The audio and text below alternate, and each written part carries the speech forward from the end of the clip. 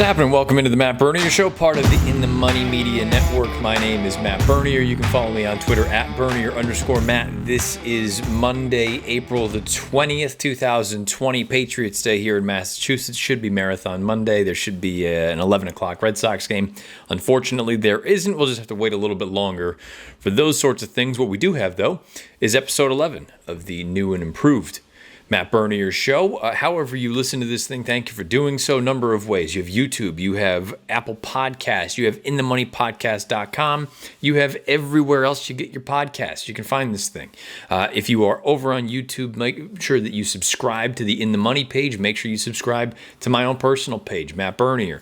The bell icon is right next to that subscribe button. Just make sure that's also lit up so you get notifications whenever anything is uploaded, whether it be this podcast on the In the Money page or something that I upload on my own, whether it's talking about going back to prior races or maybe just sort of evergreen content, whatever the case may be.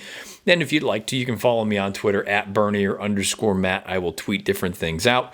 Something I'm not going to announce today, but next Monday, I will announce an exciting new venture that'll definitely play into this podcast, but also just in general, maybe a place that you'll need to go to find some of the picks that I'll be putting out there that will be used for my pick history that we've gone over on this podcast for 10 episodes, 11 episodes now after you listen to this one. So something to look forward to next Monday. First things first, let's go over the two graded stakes races from Oaklawn this past weekend. We will go over the pick history updated through 88 races. That's the sample size now. I've long been saying 100 is kind of the sweet spot where we can start making some sort of connections and make some ultimate, I don't want to say decisions, but you at least have some sort of a sample to be making educated reasoning off of. And then we'll dive into the Q&A. The Q&A will be similar to what it's been last week and in weeks prior, where a little bit more of just taking in different things that people have brought up and just kind of rapid fire as opposed to one individual comment or question and then doing a deep dive into that. So that's what's to come here. Hopefully this is a little bit of a tighter one, maybe in that 35 minute range. Let's dive into the count fleet. And I know the grade 1 is the Apple Blossom, but I'll just take them sort of in order. Race 8 and then race 10. Race 8 was the count fleet, 6 furlongs down at Oaklawn.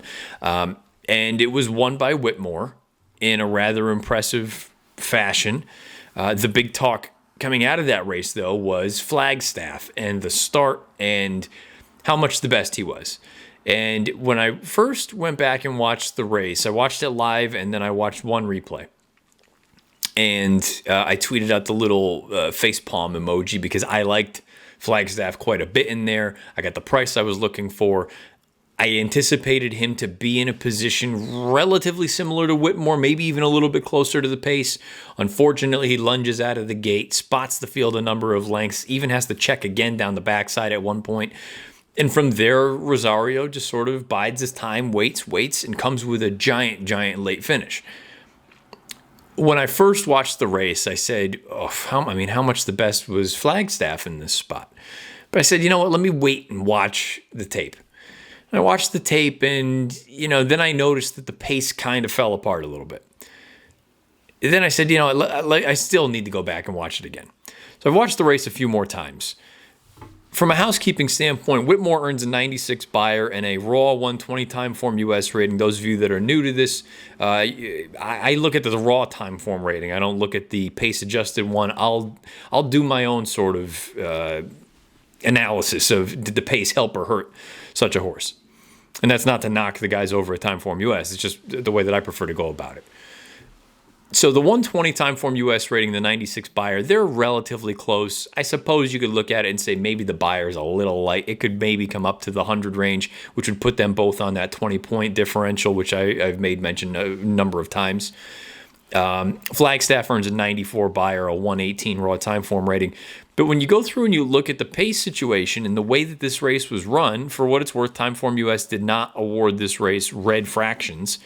At face value, they went 21-3, 44-3. They stopped the clock in 108-4. So clearly the racetrack was on the swifter side. But I look at where the pace horses ended up in relation to the winners, and let's just say the top 3 or 4 finishers in the race. And at the quarter call, the first quarter, which is the pace call for sprint races at 6 furlongs. Your pace setter ended up finishing 6th. The horse in second ended up finishing 11th out of 11. That was Bobby's Wicked One. The horse in third, Hidden Scroll, ended up 7th. The horse in fourth, Wendell Fong, ended up 5th. Then you go to the 5th place horse at that time, Mr. Jägermeister. He ended up 9th. You're seeing a trend here. Anyone that was close to this thing early on ended up the track. And yes, some of them were a little bit overmatched, but at the same time, Hidden Scroll was 7-2, and Bobby's Wicked One was 9-2. So it's not like we were talking about tomato cans that finished up the track. There were some legitimate runners that were involved early on, and they paid the price. Then you look at a horse like Whitmore, who was then 6th, and yes, he was a few lengths in behind. Let's say, when all was said and done, if I do a quick sort of tally in my head at the first call, at the quarter mark, he was 0.1, 1.1, 1.2, 1.7, 2.2. It was between 2.25 and 2.5 lengths behind the pace. So not right up on it, but relatively close to a swift one. Then you look at him at the half. He's sitting third, only just a little more than a half length off the pace situation. When you compare that to the horses that finished second, third, and fourth in the race, you had Flagstaff, who was in 10th. You had Maniwa, who was in 7th. You had Nitrous, who was in 9th. This, to me, more and more that I look at it and the more and more I watch it, as impressive as the effort was from Flagstaff, to me, Whitmore ended up running the best race, which is not really breaking news because he was the favorite at post time, 3-1, albeit a little bit lukewarm. But he's a rock-solid racehorse. He shows up and runs his race each and every time. If you are someone that's a weight player, he was carrying one of the highest weights. I mean, he and Flagstaff were in at 121 and 122. There was only one other horse that was above 120 pounds. Everyone else was 119 or less. Many of the horses in the 118, 117 range. I've spoken about it in the past.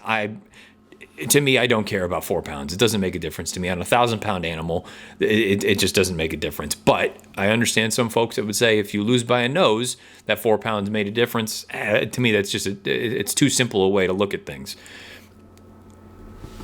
Going back and looking at the race, I feel like Whitmore did run the best race. I don't know that I will ever look at Whitmore and say he is... I don't know that Whitmore is ever, at any point in his career, going to be considered the best sprinter that there was in any year. And I don't mean that as a slight or a knock against the horse. But I think that's part of what makes me look at Whitmore and say, he's a great horse. But he's never been a superstar. And I think you have to be honest about that sort of thing. It's no different than in another sport where you have, let's say, an all-star who at no point is ever in the top 2 or 3 as far as MVP voting is concerned. Or if you just took a poll of the general public and said, is this player a top 3 player in the league? If they never get into that, but they're a perennial all-star, that doesn't mean that they're not that they're a bad player. It just doesn't mean that they're ever of the cream of the crop. And I'm sure some people will listen to that and take that as just an immediate slight and a knock and me trying to poke holes in this horse. I'm not. But I just, if you put Whitmore, and he's run giant races in other spots. He's a Grade 1 winner. He won up at Saratoga in a Grade 1. I'm can't stress this enough. He's not a bad horse. He's a very, very good horse. But I think there is a difference between... to me, he's never... How good is your good is always sort of a barometer for me of analyzing where horses stack up. A horse like, and I know I'm using the extremes here, but a horse like Arrowgate, how good was his good? Was the length of it as impressive as Whitmore's? No, not by a long shot. The fact that Whitmore is still this good at age 7, that to me is more impressive than really any of the individual races he's ever run. And the fact that he's never been the top 1 or 2 in his division, that doesn't really bother me when he's 7 years old. He's just an old war horse and he shows up and runs each and every time. That's commendable. But with a horse like Arrowgate, his best was unbelievable. Let's just use sprinters just to kind of keep the apples to apples comparison. A horse like Run Happy. Run Happy's best was exceptional. Whitmore's best is really, really good. I don't know that I've ever seen a race from Whitmore and said exceptional. Just something to keep in mind. Having said all that, I think he ran the best race here. Flagstaff is going to be way over bet in his next start. Whether he deserves to be a heavy favorite or not, at this point, it doesn't really matter. He's going to be over bet on the heels of this effort. And that's, again, it's not really a bad thing or a good thing. If you think he should be 1-5 in his next start and he goes off at 3-5, then you got value there. If you think he should be even money and he goes off at 3-5, that's an underlay. And at a short price, you can certainly pass that race. That $3 and change is not going to make or break your year. So I think these are things that you want to keep in mind going forward when you analyze races, when you think about horses that you want to take notes on. I didn't even make a note on Flagstaff. I made a note in Formulator. I don't have anything as far as a stable alert is concerned for him, because when he shows up, he's going to get bet. It doesn't really do me much. Everyone saw the trip. Everyone saw the effort. It was really, really strong. He's in great form. He's probably better a little bit longer, 6.5, 7 furlongs. I'd be curious about him at a 1-turn mile. But everyone saw this race. So I'm not in a rush to bet him back. He's going to be over bet. Whether he deserves to be whatever price he's going to go off in his next start, that remains to be seen, and we'll find out what field that looks like. But it was a fun race. It was a good race. But when you go through and look, I think you want to be a little bit kinder to the horses that were forwardly placed. And I know that, the sort of the other hot button horse coming out of this race was Hidden Scroll. And Hidden Scroll has developed this he's a polarizing horse because he was so good early on and the expectations were so high, and he has certainly not lived up to expectation. You can't sugarcoat that. But at the same time, the people that are going to pile on him for a start like this and an effort like this, that to me is silly.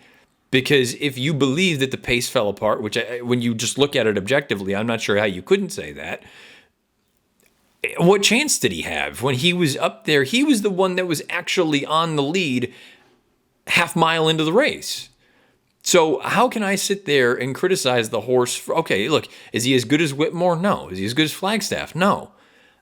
Maybe some people thought he was, and who knows, maybe at some point he will turn into that. But to sit here and bash him for this race, that to me is silly. This shouldn't be the race. If you have an opinion of him that's negative, it shouldn't be because of this race at Oaklawn on Saturday afternoon. It should be because of what you've seen in the past, in other prior races. Because in this race, the flow was not to his advantage, and it'd be one thing if other horses that were deeply involved in it stayed on. Only one horse did, and he happens to be an old war horse in Whitmore. I'm not going to hold this race against Hidden Scroll. I'm also not somebody that's, I'm not one of those dyed-in-the-wool fans. If he wins races, great. If he loses races, what do I care? I'm not involved with the horse, and I've never been a huge fan. He's just another horse for me that if he shows up in a race and I think he fits, I'll give him a look. And if he shows up in a race and I think he's overmatched, then I won't give him a look. But I'm not going to sit here and knock him and just say, this is an example. He's got no heart. Stop. What chance did he have in this race with the way that it was run? Unless you think he's a superstar. And for those of you that think he's a superstar, you're basing that off of one race in his career debut? He's not as bad as some people are making him out to be, and he's not the superstar some want him to be at this point. Maybe in time that'll change, but for right now, he just is what he is. He's a fine horse, and maybe he does need to go a little bit longer, and maybe he does need things to be a little bit easier on him, which is a knock, no question. But to base your analysis of this horse off of this race, given the pace situation, where he was in relation to it, and how it unfolded, I think that's a little bit short-sighted and a little bit silly. Let me know if you agree or disagree, either beneath the video player on the YouTube channel or on Twitter at Bernier_Matt. Make no mistake about it. The top two, I think, were the best horses, Whitmore and Flagstaff. Flagstaff may have had the flashier performance in defeat, but Whitmore, you got to tip your cap to the old boy. He just shows up and wins. He shows up and runs good races time and time again. The 7-year-old, he continues on. He gets the job done in the Count Fleet Sprint. The other graded stakes race was the Grade 1 Apple Blossom race number 10 on the card Saturday, mile and a 16th. This was one of those races that when you go into it, you already kind of know how it's going to play out. You'd be stunned if they allowed a horse like Serengeti Empress to just get back out there and waltz on the front end. And I say waltz, to her credit. In the Azeri, she didn't waltz. She went out there and set a wicked pace, and nobody else could run with her early. The only other horse that in theory was going to keep her company up front ends up dumping the rider out of the gate, and now you have a closer who's forced to kind of do something that she doesn't really want to do. Get up there, push the pace throughout. I shouldn't say push it, because Street Band never got close. But the point is, it seemed highly unlikely that in a Grade 1, everyone else was just going to let Serengeti Empress out there on the front end and just walk the dog. I don't know that anybody saw this sort of pace situation playing out where, from a fractional standpoint, you could make the argument that they went as fast as some slower sprints would early on. 22 and 1, 45 and 2, 10 and 1 for 3/4, and they stopped the clock in 43 flat. Serengeti Empress doesn't make the lead in here. Ollie's Candy is aggressively ridden from the get-go beneath Rosario. In hindsight, a brilliant move. You have other horses that are relatively close to the front end. Cookie Dough is up there pushing the fractions early on. Serengeti Empress ends up 3-4 path and sitting off the pace. I've seen people, I'm in a thread where there are two people going back and forth, and I happen to be in the middle of it, talking about how Serengeti Empress was buried. What does buried mean? And, meaning this in relation to just getting, destroyed on the racetrack. This is not an example of that. Yes, the pace situation was supersonic. We'll dive into that even more. But Serengeti Empress, it's abundantly clear at this point in her career, anyone that would suggest otherwise, I don't know what you're looking at. She wouldn't pass a parked car. So I'm not going to say that she got buried by this when the minute she didn't make the front, she wasn't winning.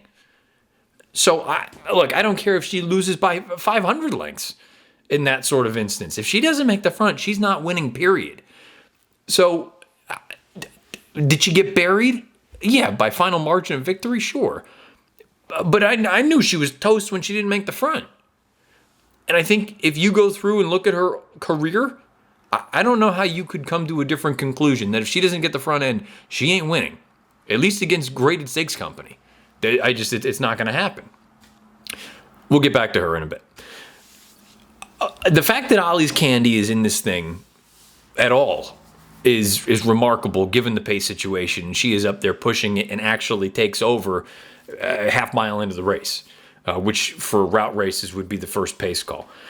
For her to be remotely close to this thing would be impressive. The fact that she loses by a head to a really, really talented horse in CC from Michael McCarthy. This is one of those races where she lost, but I think she was the best horse in the race. Timeform US had all the fractions color-coded red, meaning it was a fast pace throughout. CC earned a 98 buyer and a raw 119 Timeform US rating. Ollie's Candy a 98 buyer and a raw 119 Timeform US rating. If you use the pace-adjusted figures from Timeform, you get a 124 from Ollie's Candy. In many ways, this was the best race of her career, and she didn't win. I'm not stating the obvious when I say this is a horse. I'm not stating the obvious. I am stating the obvious. When I say that this is a horse that you're going to look at and say with a softer pace situation, she very likely wins this race. And but again, the problem is everyone is going to have that opinion. I think she'll be overbet coming out of this race. And as much as I love Ollie's Candy, I loved her when she was a 3-year-old, when they were trying her on the dirt and the turf. Hell, I picked her in the Breeders' Cup Distaff last year on NBC. So it's not like I'm just making this up. I've loved Ollie's Candy for a long, long time. This is probably the best race she's ever run, and she'll be overbet out of this race, and I would be inclined, depending on what the field looked like, to try to beat her in whatever next race she ran in. That's not to say that she couldn't win any of those, and again, this is all hypothetical because I don't know what the next race for her is going to look like, but this is just another one of those races where everyone saw it, and everyone is going to take note of it. And typically when everyone does one thing, you'd like to zag unless you think it's just an absolute no-brainer. As far as the winner goes, CC, this is an impressive resume she's putting together already. And in a very odd year, you could make the case, and I would say you probably have to make the case, that she is the leader in the clubhouse for older fillies and mares on dirt. She has the grade 1 Beholder Mile. She has the grade 1 Apple Blossom now. The impressive thing for me with CC here was, yes, she sat off the pace, relatively off the pace. I mean, she was probably 4 or 5 lengths back while the real running was going on early.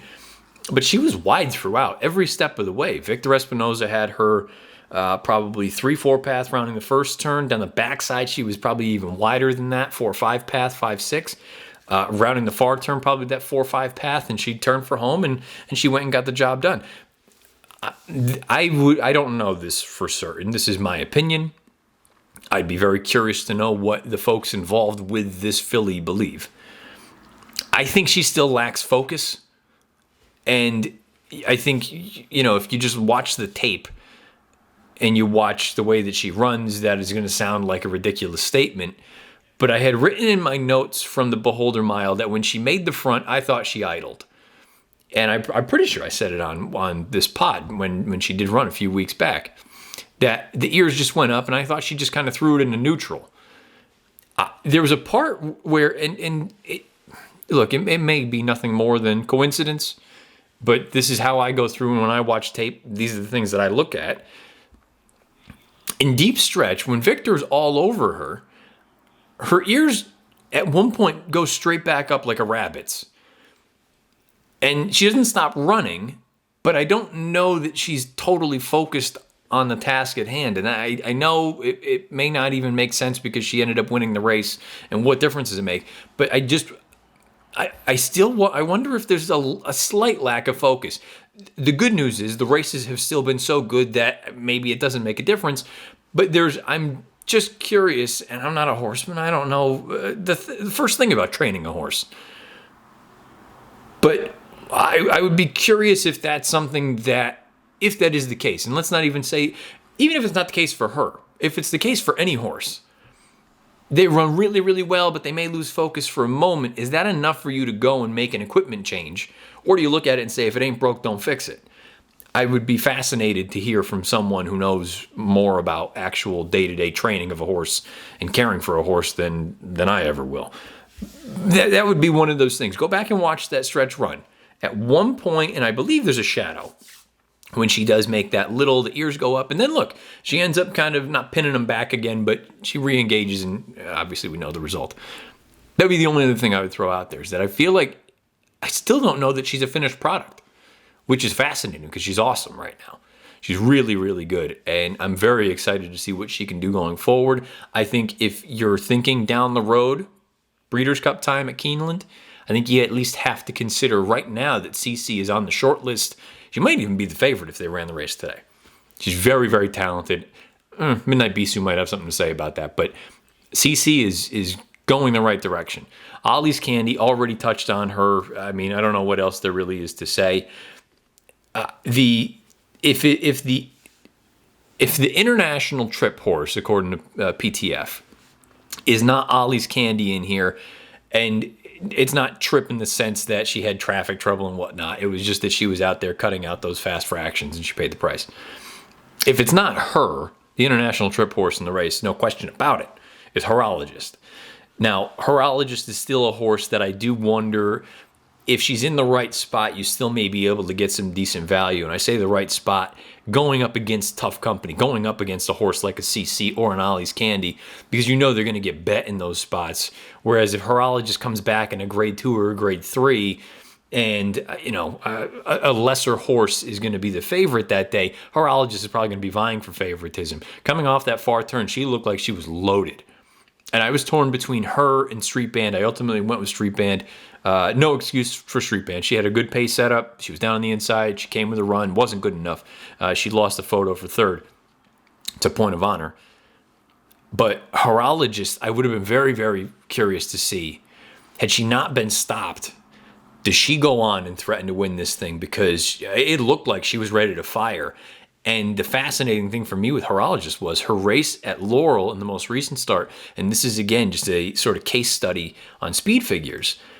The buyers for that run, most recently at Laurel, she earned a 91, but the raw time form rating was 121. So that was one of those cases where there's a legitimate difference there. If you want to use the 20-point sort of differential, you could make the case, if you're believing the time form rating, that she ran closer to a 100 buyer or a 101, which would put her right in the thick of things. Or if you want to decide with the buyers, then that would mean that her time form rating was entirely too high and it should have been closer to a 110. Going through and looking at the horses and knowing what certain horses were capable of doing, I was more inclined to think it was closer to the 120 that time form had assigned her. And this race, maybe people will look at it and say she's still a little bit under the radar. But boy, anybody that watches the Apple Blossom is going to see she gets stopped cold at the top of the lane. I would have been very curious to see what she would have done or could have done had she been able to run through and get clear and threaten the girls up at the top. Point of honor, she checked early on. It was the best thing that could have happened for her because the pace was supersonic. She came with her run. She's not going to get a better pace setup than that. She's one that probably would appreciate more ground. It's only a mile and a 16th. Get her out to a mile and an eighth, maybe a mile and a quarter. Lady Apple, I've always been a fan of. This was just sort of an even effort from her. Getting back to Serengeti Empress, there's a part of me that believes, while she is incredibly fast, that the speed is not fast enough in 7/8 type races. Maybe it's close. 1 turn mile, maybe it's close, depending on who else is running in the race, if there is any other pace. To me, her speed, her breakneck speed, is best going longer. Now, if you get a situation like this and someone goes out there and they're going to go 45 and 2, I mean, there's not a heck of a lot you can do unless you're on a full-blown send mission. I would argue if she can get to races at a mile and an eighth or longer, mile and a half even, a mile and a quarter even, race like the Delaware Handicap, I almost wonder if you're at a point with her where she's like game on dude. And that's a compliment.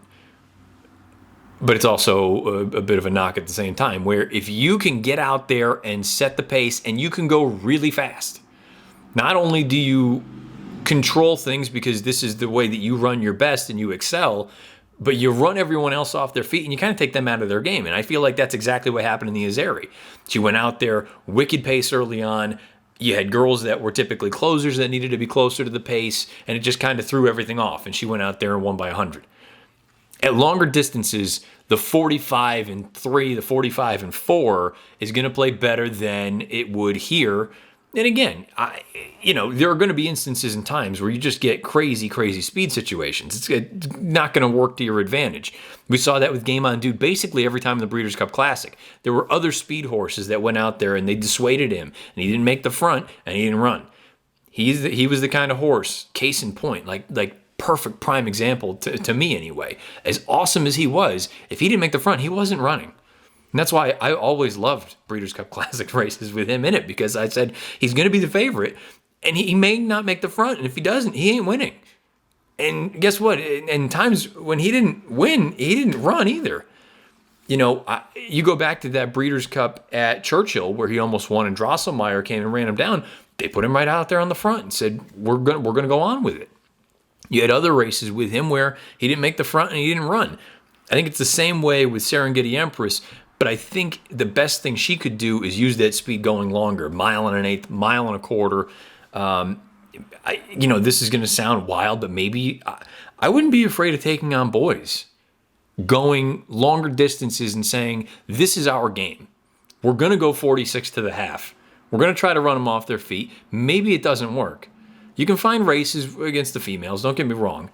But I think the longer the better for Serengeti Empress, because the speed plays better to clear off to the front at longer distances than it does at shorter and middle. I hope that makes sense. If it doesn't, let me know. But there are going to be other quality speeds at shorter and middle distances that can make life miserable for Serengeti Empress, whereas at longer distances, the quality speed is not necessarily there, and the quality speed that she possesses is very unlikely to be there at longer distances. So she can get out there, open up by 2 or 3 lengths, and then maybe she just swells up and gets brave and says, we can just run all day. Something to keep an eye on. Come dancing, a lot of people were having a good time with it on Twitter. I agree to 100%. I mean, there was no scenario whatsoever where she'd be the favorite. She was the 3-1 morning line choice. First time 2 turns against Great Stakes Company, first time at Oaklawn, first time with Lucas against a good field like this, other speed, there were a million reasons she wasn't going to be the favorite. I'm not going to hold this race against her. I don't think she's a 2-turn horse. I don't know, I assume she'll go back to New York once racing gets going again, but it's just a peculiar position. Cookie Dough, a horse that's I've always maintained better shorter, but she was proving me wrong at Gulfstream, so maybe they just get her back in a reasonable position and again at a more reasonable pace for a horse like that. So those are some thoughts here with this race. I'll be curious again what you all have to think beneath the video player here on YouTube or on Twitter at Bernier_Matt for those of you that are listening on the pod. All around CC, top level. Think she is a legitimate threat to win the Breeders' Cup Distaff if she stays in form like this. Ollie's Candy, to me, the best race she's ever run, bar none. The question now is, how many people pay attention to this race, and does she get overbet? I also said, Naomi Tucker commented when I put out the tweet that, Ollie's Candy, an outstanding performance. I think she's just as good on grass. And I do wonder if a horse like this, I've always, she's always been a horse that's going to be forward. She's never going to come from 100 out of it. But if she can go this fast on dirt, could she do that sort of thing at a mile on grass? I don't know that I love her out to a mile on an eighth and longer. So if you're thinking Breeders' Cup type of races, maybe the Filly and Mare Turf, that's going to be too far for her. But, could she get out there at a mile and try to be like a Sydney's Candy? I know she's Twirling Candy, that's her sire, but, could she just be that sort of horse that gets out there and drops a 45-4 or a 45-2 like she did on Saturday, and she can just keep going? She's one I'd love to see back on the grass at some point. I don't know if they'll ever do it, but I'd love to see that. CC gets the job done. Another grade 1. She's the leader in the clubhouse as far as the fillies and mares on dirt are concerned. But obviously there are other horses to keep an eye on coming out of this race, the Apple Blossom. Let's dive into the updated pick history as well as this week's Q&A. All right, let's button things up with the updated pick history as well as a little bit of back and forth Q&A with some listeners and viewers' questions and comments. Beginning with the Q&A, good week for me last week, particularly on Friday. The sample size is up to 88. I've long said if we can get to 100, I think that's when you can start to draw some conclusions about where things stand, where things need to be improved, this, that, and the other. I've long maintained the win percentage should end up somewhere around 23, between 25 and 22%, somewhere in there. The win play show rate should end up around 55%. Through 88 races, the win rate is now at 22%, and the ROI is at $2.20. That is a 10% positive increase. A 10% positive return on investment at this point. You would have wagered $176. You would have had $194 returned for every 2. So we're into the black, and the win percentage is back on the right track. The win play show situation has improved 51%, still a little bit light, but it's on the right path. The ROI, $1.92. That would be a minus 4% return on investment. $528 wagered, $505.80 returned. It's an interesting sort of comparison because I know I don't think there's a right or a wrong wager for people to be making. Some people belabor the point that you should be in certain pools, this, that, and the other thing. I'm not going to tell you what you should and shouldn't bet. That's up to you. And I think people that do, what difference does it make? If you want to bet, the place pick all, go ahead. What do I care? Doesn't make a difference to me. It's probably not going to be great long-term for you, but I don't care what you bet. all I can do is just try to show or give suggestions and reasoning for playing in certain pools or the way that I'll go about doing certain things. But I am the last person that's going to sit there and say, you shouldn't be doing something. Do whatever the hell you want. It's your money. And I think people that do, it's just worry about yourself. Don't worry about other people. The interesting thing here for me, and this is sort of bared out with all the other pick samples that I've had over the past 3 or 4 years for public selections. The win return on investment is typically higher than the win play show. The percentage, though, of strike rate is going to be dramatically higher for the win play show than it is for the win rate. And this probably sounds elementary and pretty basic, but the reasoning is you're only betting $2 at a time on the win side of things as opposed to $6 at a time for the win play show. And, you know, the number of times that, let's say, you run third for the win play show, technically the win percentage is going to go up, but I've already punted $4 away because I'm not getting anything back for the win or for the place in that situation, in that circumstance. And depending on what I get back for show money, in all likelihood, it's probably going to be somewhere in that $2 or $3 range. So I'll be taking, a bit of a loss there as well. You know, I mean, in the grand scheme, I'll pick up $1. So that's why that ROI for the win play show is going to be more difficult to keep up than necessarily the win rate would be. But at the same time, you can always get those sort of 20-to-1 shots that run third, end up paying $8 to show, where you end up actually picking up a positive. You end up ahead for that one $6 win play show bet. You pick up $8, you've earned $2, and all you've done is run third. Meanwhile, you've just lost $2 on the win side of things. So it's always fascinating for me to see what works, what doesn't, how it ends up transpiring and playing out the whole nine. So there's the updated situation there. Sample size of 88. Win percentage is at 22% with a $2.20 ROI. The win play show is at 51% with a $1.92 ROI.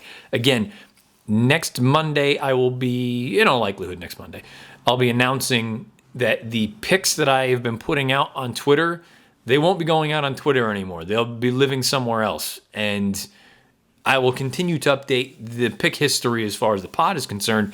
But if you want to see those picks, you're going to have to go somewhere else to find them. That's a tease. I'll tell you all about that next Monday.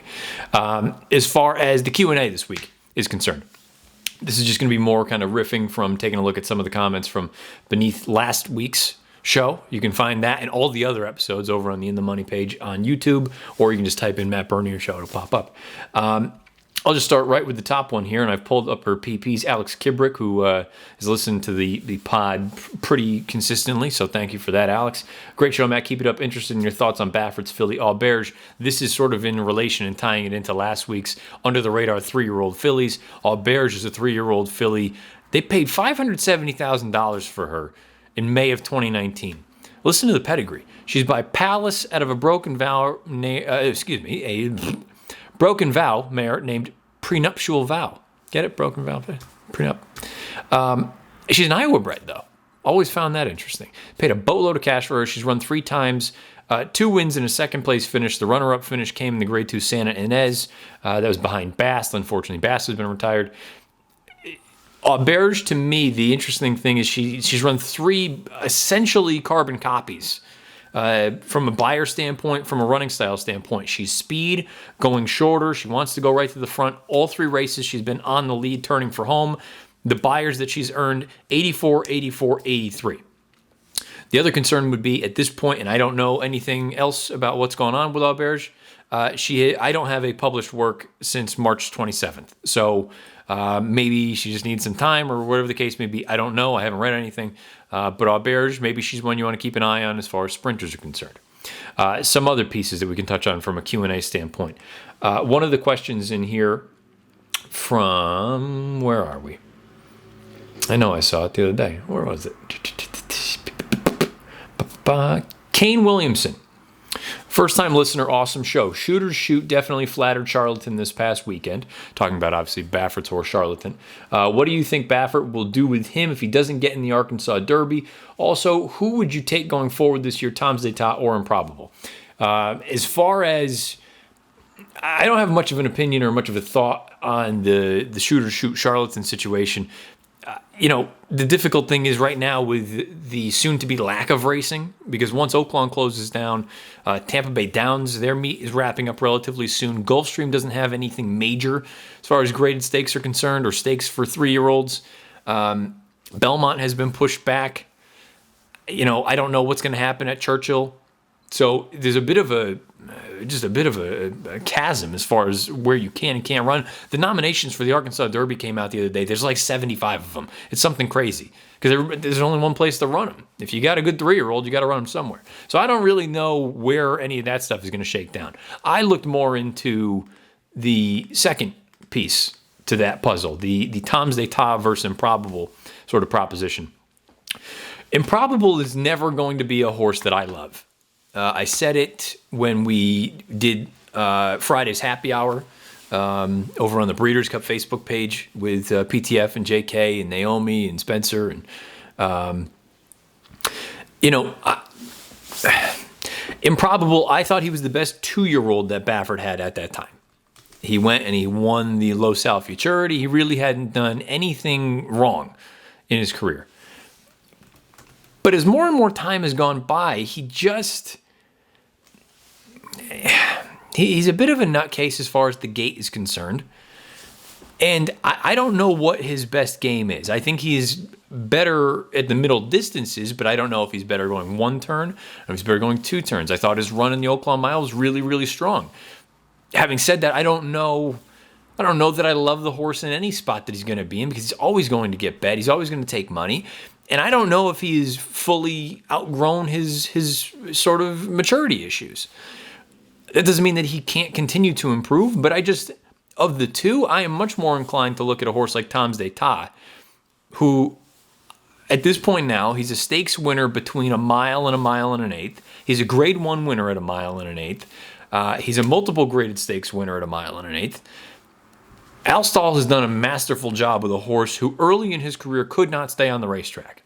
He just could not stay on the racetrack. He would get hurt all the time. And for him to still not only be able to overcome all of his hiccups and injuries, but for Stahl to have this horse essentially campaign a full campaign last year and then come back this year and be just as good at a mile at a distance that is probably far shorter than what he is best at. I mean, you got to tip your cap to Al Stahl. And this horse in general, Tom's d'Etat, he's just a really neat horse. He's developed. My buddy Dan Ellman texted me after that race a couple weeks ago, and he said he's just a cool horse. He's just a really neat horse who's finally put it all together. And, maybe he's not he's a grade 1 winner. He won the Clark last fall at Churchill. Is he a Breeders' Cup Classic type, or I don't know. I mean, I feel like that might be pushing it a little bit. But at the same time, he's not that far off. He's just a really neat horse. I think he is more reliable than Improbable is. I think I know what I'm going to get from Tom's d'Etat each and every time, as opposed to Improbable, where his best is pretty darn good, but he's got to behave himself. So maybe that's a long-winded way of saying I would just prefer Tom's d'Etat. I also don't have distance concerns necessarily with Tom's d'Etat. I don't know about a mile and an eighth, but about a mile and a quarter. Mile and an eighth's not a problem for him. Wet track's not a problem for him. So Improbable, I feel like he's probably best at 1 turn. Is it a 1-turn mile? Is it 7/8 of a mile? He ran really well here at the 2-turn mile. I would take Tom's d'Etat. That's just my personal opinion. There was one other comment in here that I was going to touch on. Where are we? We had some folks that chimed in late in the week, after this past weekend's races on Saturday. The Flagstaff comments came up. Kane also brought up the talking book situation, who I liked her a lot, and she's still learning. You can tell that she still has issues with the gait. She's not the sharpest out of there. And she didn't really seem to run in behind horses. It was once she got out into the clear, that's when she really fired home. I'm hopeful that's just sort of a maturation thing and she'll continue to improve. She's going to get bet heavily in that next spot, and that's kind of Kane's point here. He wouldn't mind Shug taking a shot in a stakes race, so you don't have to deal with a 2 to 5 shot. knowing, I'd be surprised if Shug did that sort of thing, just knowing his MO. He typically gives them every chance to sort of learn on their own. Shug is also the master of the horses that as they get older, they continue to improve. It's early for that filly. She might not be any kind of a price. She might not be worth a bet next time out, because if let's say she is odds on, and she is thus far not a good gate horse, and maybe she's a little bit immature running in behind horses, that's not really necessarily a great recipe for a great bet. But having said that, I do like her a lot. I think there is some ability there. We'll see what happens. It was unfortunate that she couldn't quite get there on Sunday afternoon, but good effort from her, and I think she continues to improve, and we'll see what we get going forward. Any other questions, comments, thoughts, even the troll Joe Tro? I'm not gonna give you any more than that. I mean, it is what it is. I appreciate it. I said it last week. I'll take the good and the bad. Doesn't mean I'm gonna read it, but I'll take the good with the bad. Questions, comments, concerns beneath the video player on YouTube or on Twitter at Bernier_Matt. We're coming up into a little bit of a lean time from a steak standpoint. Maybe I'll cook up something that's a little bit more evergreen next Monday. Obviously, I'll have that announcement on next Monday about some picks and things of that nature, where you can find that going forward. But until then, again, anything you guys want to hear, because at the end of the day, that's all that matters. If you're interested and intrigued with whatever the content is, that's all that matters. So if you have certain things that you want to hear, or certain questions, or whatever the case may be, you know how to get a hold of me, because at the end of the day, if you guys aren't listening, this thing doesn't work. So there it is. You have InTheMoneyPodcast.com. You have Apple Podcasts, anywhere else that you listen, audio only. If you're looking for some visuals as well, over here on YouTube, subscribe, rate, review, thumbs up. It all goes a long way. I'll be back next Monday going over something, who knows, for episode 12. But until then, this has been episode 11 of the Matt Bernier Show. Good luck, however you play, whatever you play, and wherever you play.